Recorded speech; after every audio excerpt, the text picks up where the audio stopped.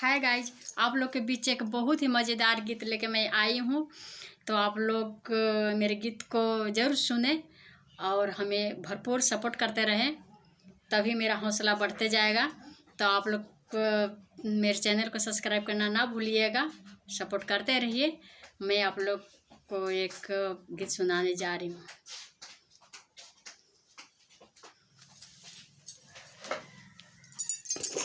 देख रही हूँ आजा।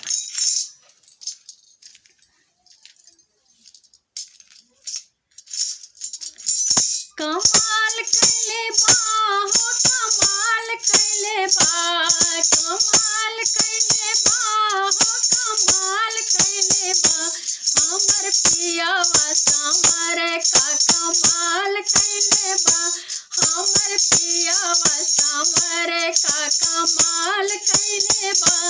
पहिले खियावत रहे दाल भात चटनी, पहिले खियावत रहे दाल भात चटनी, दाल भात चटनी सखी, दाल भात चटनी सखी।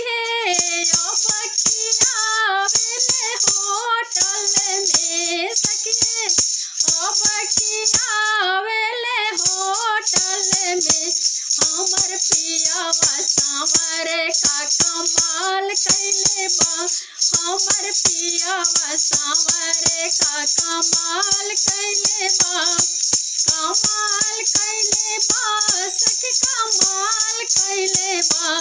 हमर पियावा सांवर का कमाल कैले बा, हमर पियावा सांवर का कमाल कैले बा।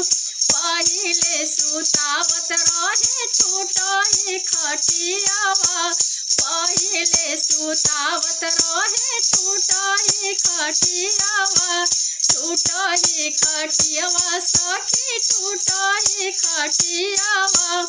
अब पलंग पर गादा तैयार कैले बा, अब पलंग पर गादा तैयार कैले बा।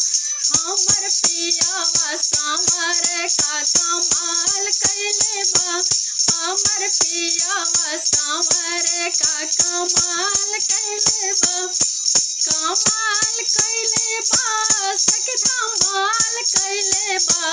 हमर पियावा सांवर का कमाल कैले बा, हमर पियावा सांवर का कमाल कैले बा। पहिले पेनावत रहे साड़ी सूट, पहिले पेनावत रहे साड़ी सूट, सूट सखी सूट सखी। अब पेनावले जींस शर्ट सखी, अब पेनावले जींस टी शर्ट। हमर पियावा सांवर का कमाल कैले बा, हमर पियावा सांवर का कमाल कैले बा, कमाल कैले बा सखी, धमाल कैले बा, कमाल कैले बा सखी, धमाल कैले बा। हमर पियावा सांवर का कमाल कैले बा, हमर पियावा सांवर का कमाल कैले बा। जय श्री कृष्ण, राधे राधे।